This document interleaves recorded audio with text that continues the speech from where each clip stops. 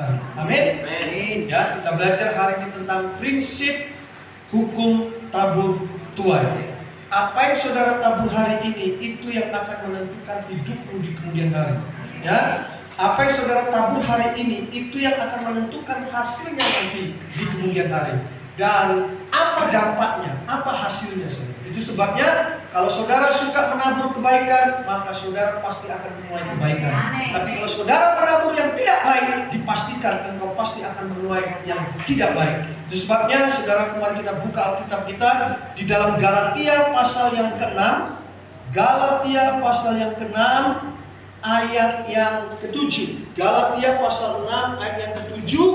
Jangan sesat, Allah tidak membiarkan dirimu dipermainkan, karena apa yang ditabur orang itu juga yang akan dituainya. Nah, saudara perhatikan ada kalimat yang terakhir dikatakan, karena apa yang saudara tabur itu juga yang akan engkau tuai.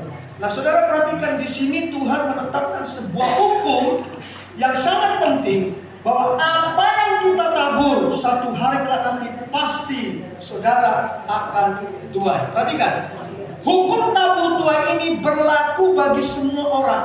Nggak peduli apakah dia itu orang Kristen, bukan orang Kristen, apakah dia percaya kepada Tuhan, apakah dia tidak percaya kepada Tuhan.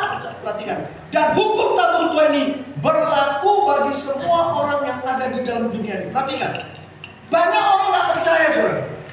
Dan banyak orang termasuk orang Kristen anggap enteng, ya, nggak mikir, ya, sehingga saudaraku, saya lihat ada begitu banyak orang hidupnya sembarangan.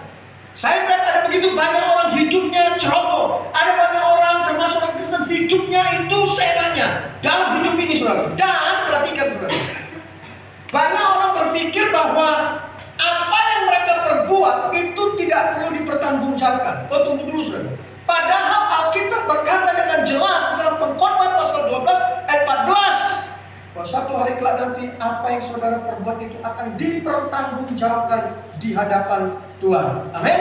Nah, saudara perhatikan, saya mau kasih tahu buat kita semua bahwa tadi di awal firman Tuhan katakan jangan sesat. Allah tidak membiarkan dirinya dipermainkan, karena apa yang ditabur orang itu pasti akan dituai. Nah, saudaraku, kalau saudara mengerti kebenaran firman Tuhan ini, maka saudara tidak akan pernah anggap sepele dalam hidup ini. Kalau saudara mengerti firman Tuhan ini, maka saudara tidak akan pernah hidup seenaknya dalam hidup ini. Kalau saudara mengerti firman Tuhan, maka saudara tidak akan main-main dengan dosa. Yang setuju katakan amin. Amin. Sebab perhatikan, saudara tidak bisa keluar atau menghindar dari yang namanya hukum tabur tuai ini, dan hukum tabur tuai ini pasti akan terjadi. Dari itu saudaraku, perhatikan dengan baik.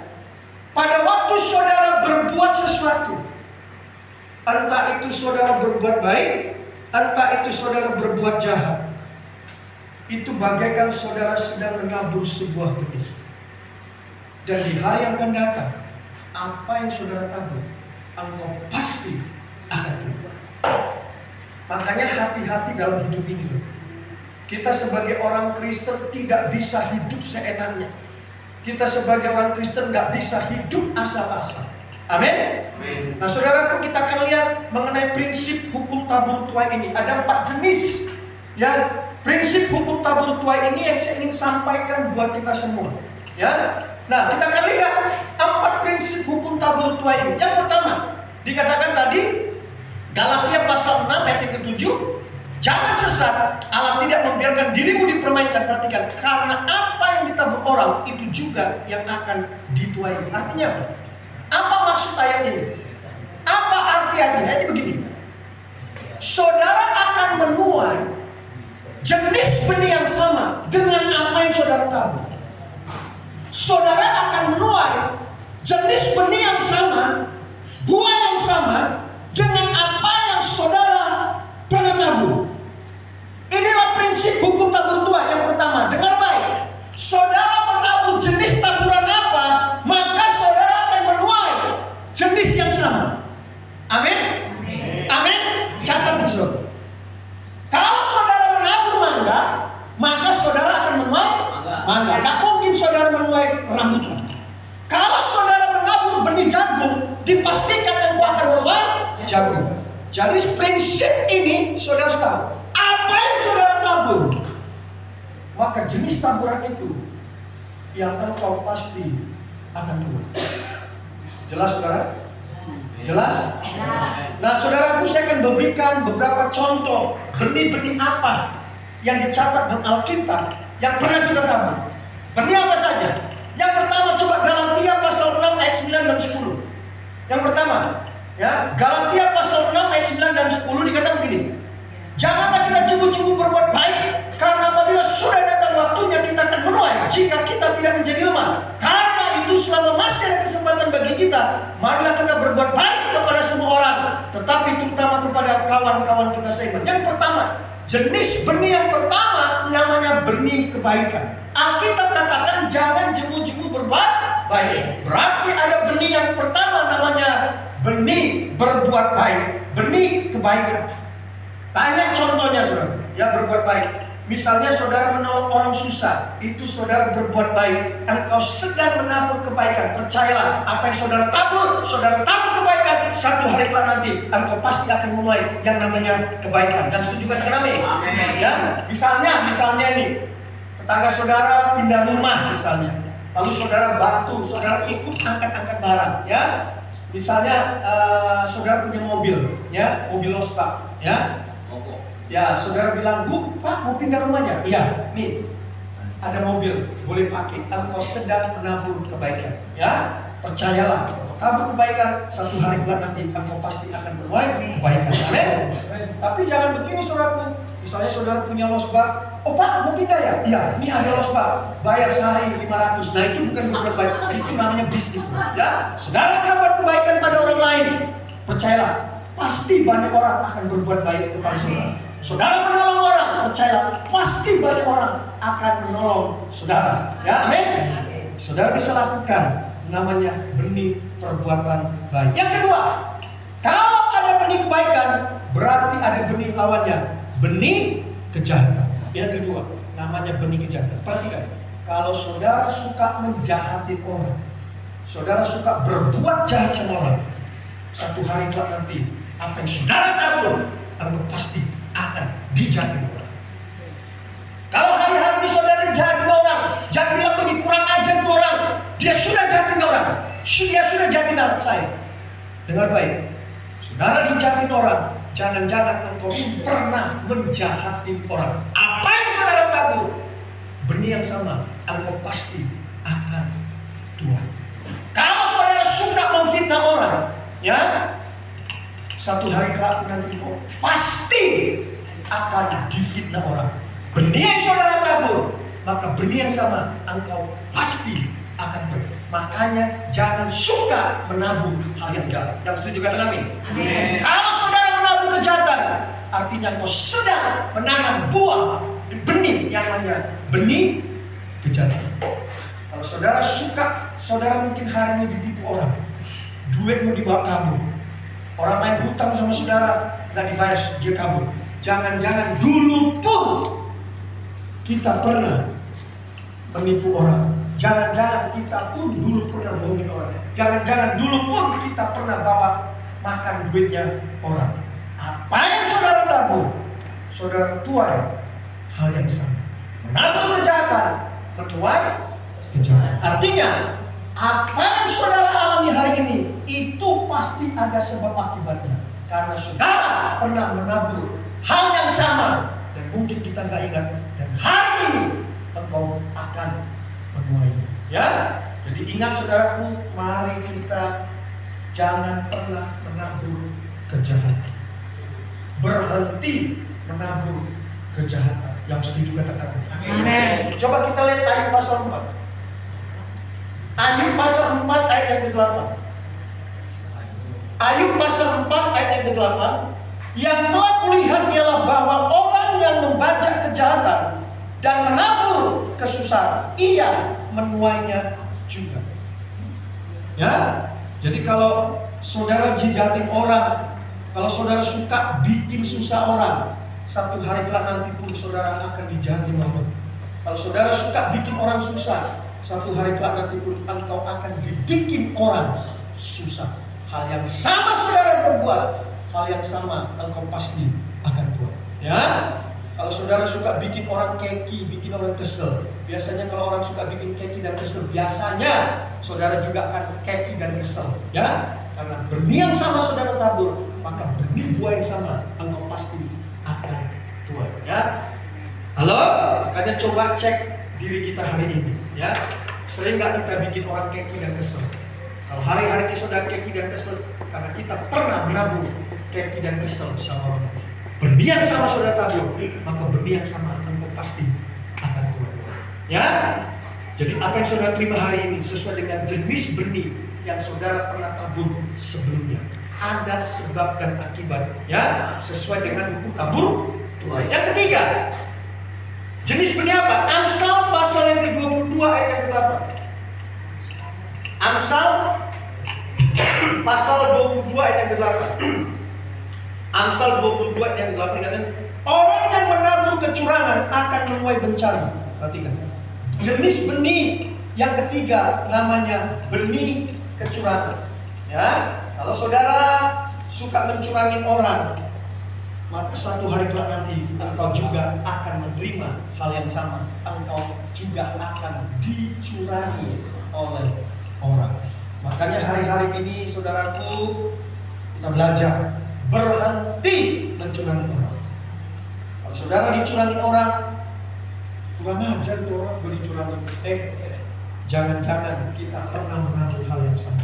Benih yang sama saudara tabur, maka benih yang sama engkau juga pasti akan tuai. Halo, saudara dagang, saudara curang, engkau pun akan menuai hal yang sama. Coba kita cek introspeksi hari ini. Kapan saya pernah mencurangi orang? Cek diri kita. Sebab itu adalah benih yang sama yang pernah saudara tabur sebelumnya. Dan saudara tuai. Makanya dalam hidup ini sebagai orang Kristen, kita harus hati-hati. Amin. Amin. Amin. Saudara dagang, mainin timbangan, mainin takaran, 1 kilo kurang 1 on, itu namanya nipu. Itu namanya mencurangi orang. 1 kilo kurang 1 on, itu namanya nipu. Itu bukan ciri anak Tuhan. Anak Tuhan harus hidup jujur. Anak Tuhan harus hidup benar. Yang setuju katakan amin. Amin. Amin. Amin. Saudara, satu ketika saya pulang pelayanan, udah lama sih. Saya tinggal di Kalideres, dulu sepanjang jalan dan Mogot, masih zaman-zamannya Fauji Bowo, itu sepanjang dan Mogot dari Grogol sampai Tangerang itu ya, khususnya mulai dari Pesir ke sana itu banyak orang dagang. Ya, pulang pelayanan hari Minggu, saya suka naik motor, karena saya ada beberapa tempat pelayanan di bidang beberapa tempat, jadi kalau naik motor itu bisa ngejar beberapa tempat. Jam 12 selesai, ya jam setengah 1 lah, pinggir jalan dan Bogor ada orang dagang buah-buahan, ya pakai salibnya besar, saking besar jalan putih, merantang salib, beli buah 2 kilo. Waktu ditimbang saya lihat benar. Begitu saya pulang, ringan, benar saudara, kurang. Jadi salibnya besar, timbangannya kurang. Itu bukan ciri anak Tuhan. Halo? Mungkin saudara berkata begini, Pak, saya dagang kalau saya nggak main timbangan, gimana saya bisa untung besar? Itu bukan ciri anak Tuhan. Bagaimana saudara bisa diberkati Tuhan kalau kita terus nipu, berbohong, nipu? Itu bukan ciri anak Tuhan. Anak Tuhan harus hidup jujur. Amin. Anak Tuhan harus hidup di dalam kebenaran. Amin. Percaya nggak saudara? Kalau kita dagang, nggak nipu-nipu, Tuhan bisa berkati kita dengan cara yang benar. Amin. Amin. Orang dunia mau tipu, mau korupsi, itu urusan mereka. Anak Tuhan harus jadi terang. Amin. Saudara menabur kecurangan, satu hari kelak nanti kau pasti pasti akan menuai kecurangan. Ukuran yang saudara perbuat kepada orang lain, maka ukuran yang sama engkau pasti akan tuai. Saudara tabur kecurangan, saudara nipu orang, saudara berbuat jahat, satu hari kelak nanti engkau pun pasti akan menerima hal yang sama. Mari kita menjadi orang Kristen, belajar jujur, bisa dipercaya, punya integritas. Yang setuju katakan amin. Amin. Jangan ngomongin saya, saudara. Saya pulang di rumah. Amin. Yang keempat, jenis penipu para. Lukas pasal 6 ayat 38. Berilah dan kamu akan diberi suatu takaran yang baik, yang dipadatkan, yang dikoncang, dan yang tumpah keluar akan dicurahkan ke dalam ribamu, sebab ukuran yang kamu pakai untuk mengukur akan diukurkan kepadamu. Yang keempat, benih yang keempat namanya benih harta dan uang. Saudara menabur harta, saudara menabur uang, saudara memberikan bantuan misalnya buat orang-orang susah, yatim piatu, buat pekerjaan Tuhan, buat misi, buat hamba-hamba Tuhan. Saudaraku, engkau sedang menabur. Percayalah, engkau satu hari kelak juga akan menuai hal yang sama. Engkau menolong orang, memberkati orang, satu hari kelak engkau pasti akan menerima hal yang sama. Lukas katakan apa? Berilah dan kamu akan diberi, sebab ukuran yang kamu pakai untuk mengukur akan diukurkan kepadamu. Saudara menabur harta, saudara menabur uang, saudara akan menuai harta dan uang. Amin. Nah, saudaraku, ada sebuah kisah, dan kisah ini kisah nyata. Ya, sudah dibuat film, saudara. Saya lihat di Facebook. Nah, kisah ini tentang seorang bapak yang suka menolong orang. Dia suka berbuat baik, suka menolong orang. Nah, bapak ini hidup sederhana. Dia itu seorang pedagang di pasar, ya, pedagang di pasar, tukang bikin itu nasi goreng, kue tiaw, gitu ya, dagang makanan di pasar. Nah, satu ketika saudaraku di siang hari, ketika bapak itu lagi goreng kue tiaw, nasi goreng, tiba-tiba di depan warungnya, saudara. Nah, ini kejadian di ASEAN, saudara, ya, bukan di Indonesia, di ASEAN. Karena wajah-wajahnya mirip seperti orang Indonesia. Kalau nggak di Filipina, di Thailand, di Laos, Kamboja, pokoknya negara ASEAN. Nah, waktu bapak itu lagi masak, tiba-tiba di depan warungnya ada keributan. Ternyata apa? Ada seorang anak kecil, usia 7 tahun. Kebetulan warung bapak ini sebelahnya ada toko obat. Nah, anak ini curi obat. Curi obat, ketangkap sama si pemilik toko. Ditangkap, digebukin. Ya, nah lalu ditangkap. Nah, si bapak yang baik hati ini dia tolong. Dia dengar bahwa anak ini curi obat. Lalu ditanya, kenapa nak kamu curi obat? Lalu si bapak dan si anak kami, oh, saya curi obat karena udah diterjemahkan dan bahasa Indonesia. Saya terpaksa, om. Mama saya sakit, saya nggak punya duit. Mama saya lagi menderita, ya. Jadi saya terpaksa curi obat untuk mama saya. Lalu bapak yang baik hati ini dia tebus itu obat. Dia bayar itu obat, dia lunasin. Sebelum pulang dia bilang, tunggu dulu. Dia goreng lagi nasi goreng. Dia kasih, ini satu bungkus buat kamu, satu bungkus buat mama. Pulang. Nah, singkat cerita, saudara, singkat cerita, ini kisah nyata.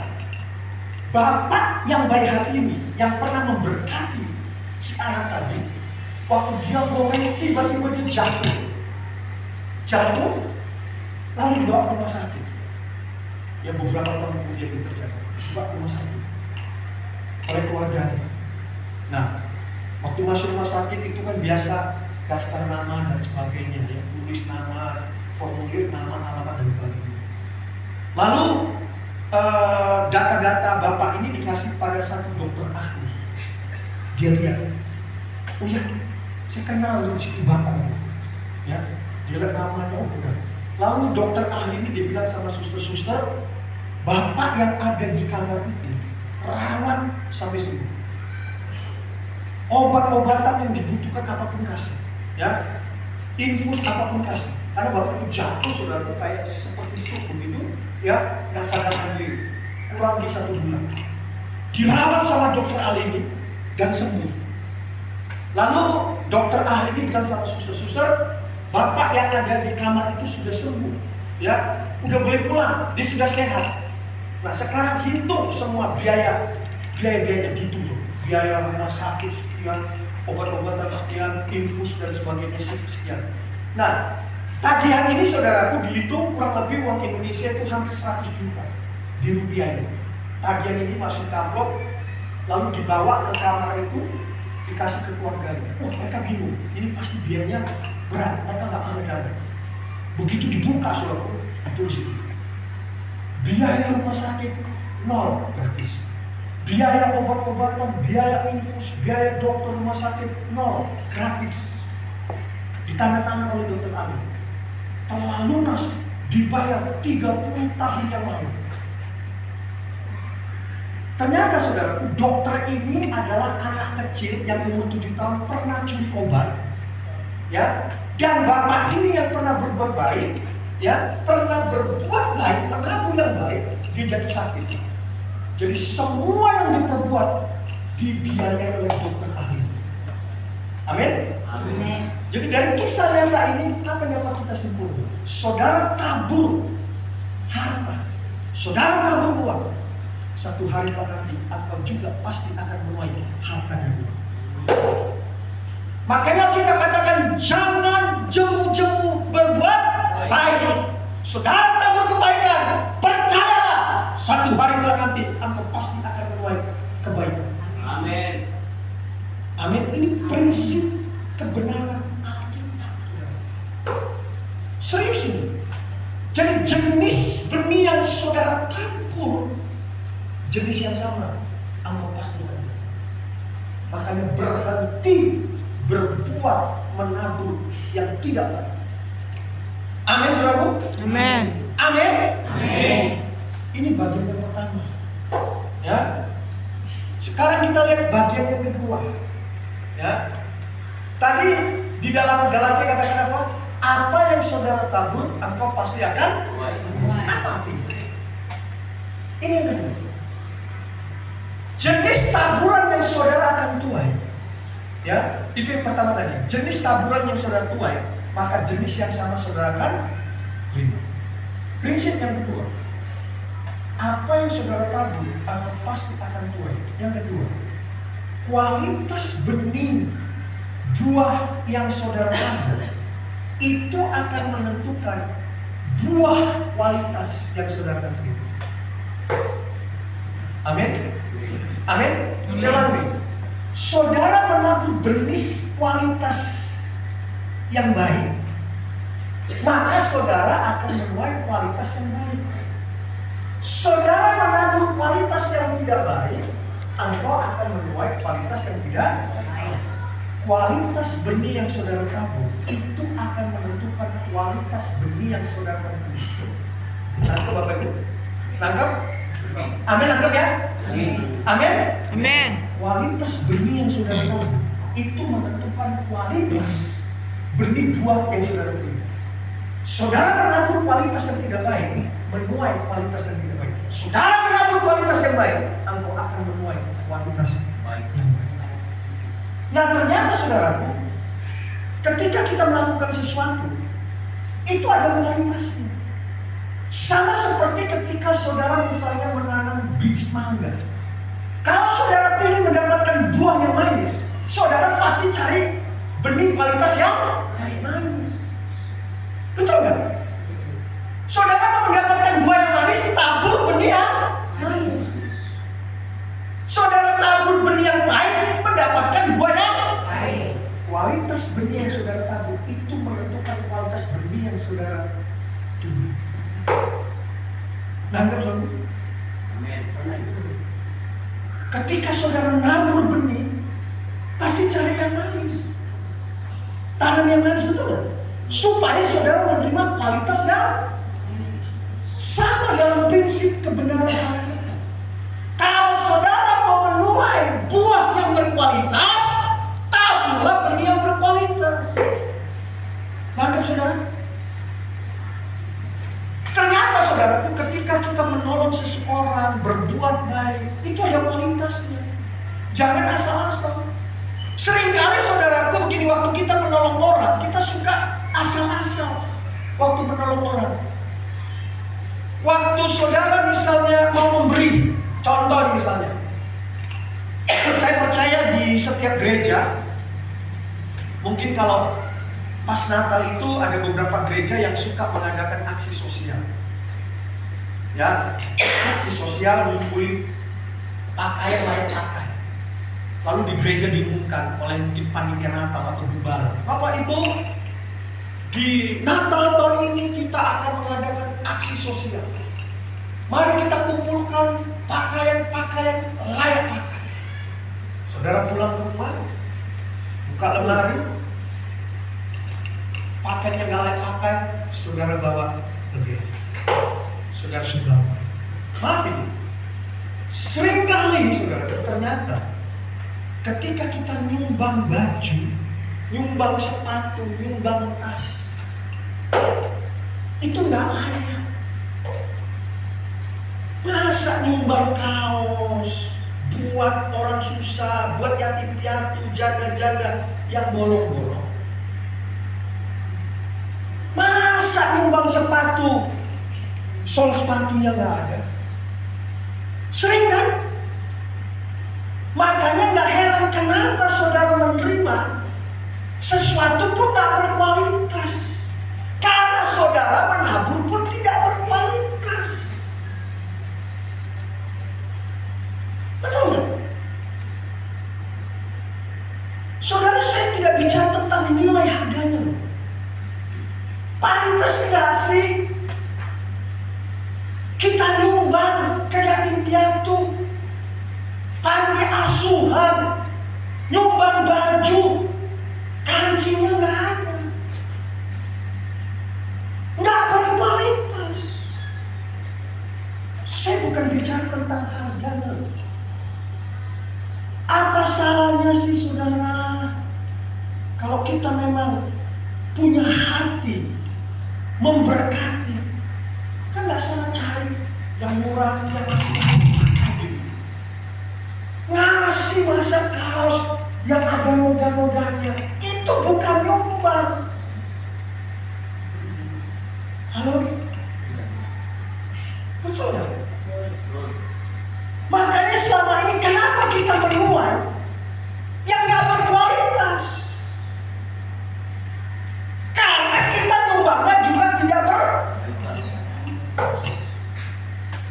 Mari kita ubah konsep kita.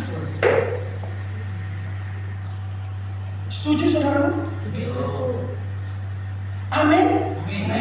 Seringkali kita memberi kepada orang asal-asal, tidak berkualitas.